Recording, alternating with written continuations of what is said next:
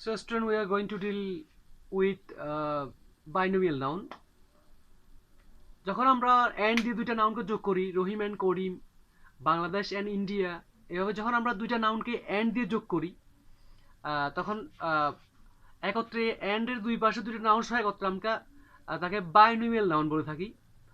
So binomial noun বেশিরভাগ ক্ষেত্রেই বহুবচন হয়ে থাকে, কিন্তু এখানে যে কতগুলা বাইনোমিয়াল নাউন লেখা আছে ওদের পরে ভাবটা কিন্তু সিঙ্গুলার হয়ে থাকবে।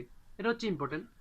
আমরা যদি Bangladesh and India, cricket and football এভাবে যদি সেন্টেন্স তৈরি করি, এভাবে বাইনোমিয়াল লিখি, বাইনোমিয়াল নাউন লিখি, এরপরে ভাবটা প্লুরাল হবে, বিকজ এন্ড দিয়ে দুইটা নাউনকে যোগ করার কারণে অবশ্যই এখানে বহুবচন বা বহুবচনের কনসেপ্ট আছে।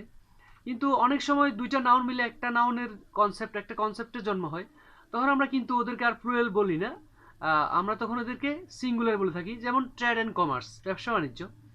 ব্যবসা হচ্ছে একটা দেশের ভিতরে যে সাধারণত ব্যবসা চলে, বেচা কিনে, এটাকে আমরা ব্যবসা বলি। আর সাধারণত বাইরের দেশের সাথে একটা দেশের সাথে একটা দেশের যে বাইং এন্ড সেলিং, ওটাকে আমরা কিন্তু কমার্স বলে থাকি।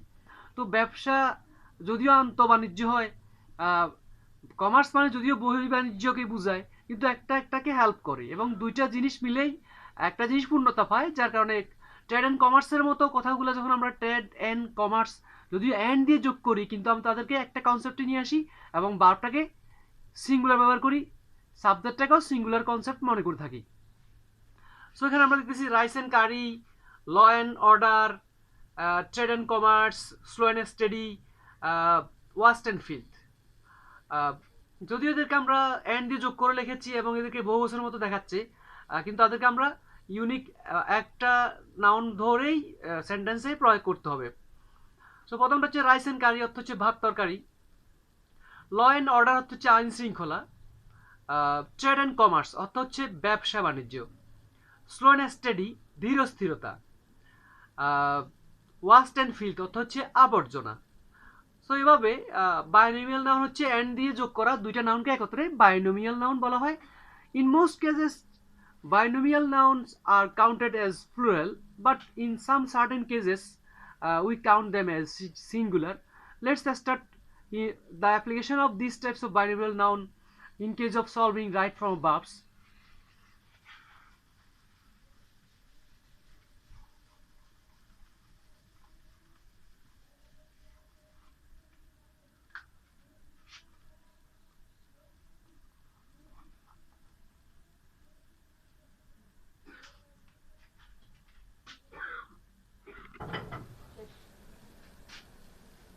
So rice and curry is our staple food.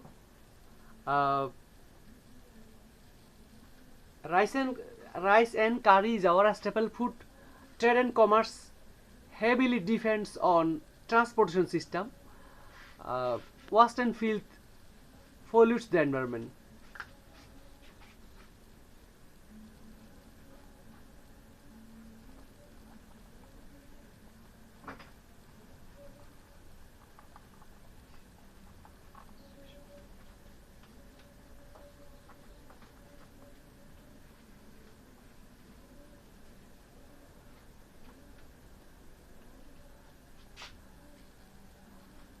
So প্রথম সেন্টেন্সে rice and curry is our staple food, ইজটা কিন্তু সিঙ্গুলার বার। Trade and commerce heavily depends on transportation system, এখানে ডিপেন্ডের সাথে অ্যাজ যোগ করা হয়েছে। Waste and filth pollutes the environment, এখানে কিন্তু পলিউটের সাথে অ্যাজ যোগ করা হয়েছে। Last one, law and order situation is good, আইন শৃঙ্খলা পরিস্থিতি ভালো, এখানে কিন্তু ইজ ব্যবহার করা হয়েছে। তো প্রথম সেন্টেন্সটা অর্থ করি আমরা, rice and curry is our staple food, ভাত তরকারি আমাদের প্রধান খাদ্য। Second one, trade and commerce heavily depends on transportation system, transportation system হচ্ছে পরিবহন ব্যবস্থা। তো পুরো লাইনটা অর্থ দাঁড়াবে, ব্যবসা বাণিজ্য পরিবহন ব্যবস্থার উপর প্রবলভাবে নির্ভর করে, ব্যবসা বাণিজ্য পরিবহন ব্যবস্থার উপর প্রবলভাবে নির্ভর করে। Third one, waste and filth pollutes the environment, ময়লা আবর্জনা পরিবেশকে দূষিত করে। Law and last one, law and order situation is good, সাধারণত ল অ্যান্ড অর্ডার সাথে সিচুয়েশন শব্দটা কোলোকুয়ালি চলে আসে, কোইন্সিডেন্টলি চলে আসে। Law and order situation is good, অর্থ হচ্ছে আইন শৃঙ্খলা পরিস্থিতি ভালো। সো আমাদের এখন অবজারভেবল ম্যাটার হচ্ছে আর rice and curry is our staple food. এখানে ভাত তরকারি আমাদের প্রধান খাদ্য, এখানে ইজটা কিন্তু ভাবটা কিন্তু সিঙ্গুলার। দ্বিতীয় লাইনে trade and commerce heavily depends on transportation system, ডিপেন্ডের সাথে এস যোগ করা হয়েছে, মানে ভাবটা সিঙ্গুলার হয়েছে। Third one, waste and filth pollutes the environment, এখানে পলিউট ভার্বের সাথে এস যোগ করা হয়েছে, মানে পলিউট ভাবটা সিঙ্গুলার হয়েছে। Last one, law and order situation is good, আইন শৃঙ্খলা পরিস্থিতি ভালো। লাস্ট লাইনেও কিন্তু ফাইনিট ভার্ব ইজ ভার্ব মানে কি এটা সিঙ্গুলার ভার্ব। সো এইভাবে আমরা যখন rice and curry, law and order, trade and commerce, waste and field, slow and steady, এভাবে যখন দুইটা নাউনকে অ্যান্ড দিয়ে যোগ করে একটা কনসেপ্টের জন্ম হয়, তখন আমরা ভার্বটা সিঙ্গুলার ব্যবহার করি, যদিও মনে হচ্ছে ভার্বটা সাবজেক্টটা প্লুরাল মনে হচ্ছে। যদিও অ্যান্ড দিয়ে যোগ করা rice and curry, waste and field, trade and commerce, slow and steady, এভাবে যদিও অ্যান্ড দিয়ে যোগ করা দুইটা নাউনকে প্লুরাল মনে হচ্ছে, সাবজেক্টটাকে বহুবচন মনে হচ্ছে, কিন্তু আমাদের মনে রাখতে হবে যে এই সমস্ত জায়গাগুলোতে, এই সমস্ত ফ্রেজগুলোতে বা বাইনোমিয়াল নাউনগুলোতে সাবজেক্টটাকে আমাদেরকে সিঙ্গুলার ধরতে হবে। এখানে subject rice and curry, trade and commerce, waste and field, law and order. প্রথম লাইনে রাইস অ্যান্ড কারি দুইটা নাউন হলেও কিন্তু সাবজেক্ট সিঙ্গুলার ধরতে হবে। ট্রেড অ্যান্ড কমার্সকেও দ্বিতীয় লাইনে সিঙ্গুলার ধরতে হবে। ওয়াস্ট অ্যান্ড ফিল্ডকেও একই অবস্থা সিঙ্গুলার মনে করতে হবে।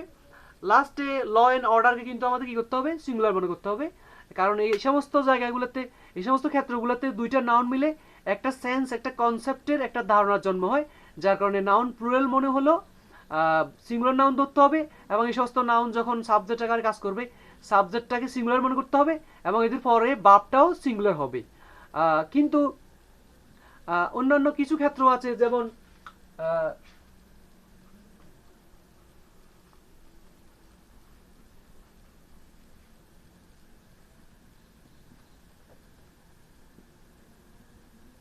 এখানে time and tide wait for none, time and tide wait for none, সময় এবং জলস্রোত কারোর জন্য অপেক্ষা করে না। এই সেন্টেন্সটা কিন্তু প্রায় পরীক্ষাতে দেখা যায়, অ্যাডমিশন টেস্টে, নিবন্ধ পরীক্ষায়, বিসিএসও দেখা যায়। এখানে কিন্তু টাইম অ্যান্ড টাইড বাইনোমিয়াল নাউনটাকে বহুবচন ধরতে হবে, এখানে ওয়েটের সাথে এস যোগ হবে না, কারণ সাবজেক্ট যখন প্লুরাল দেখাচ্ছে অ্যান্ড দিয়ে যোগ করা, তাহলে ভার্বও প্লুরাল হবে, এখানে ওয়েটের সাথে এস যোগ হবে না। Thanks student, wait to get something in future. Thank you.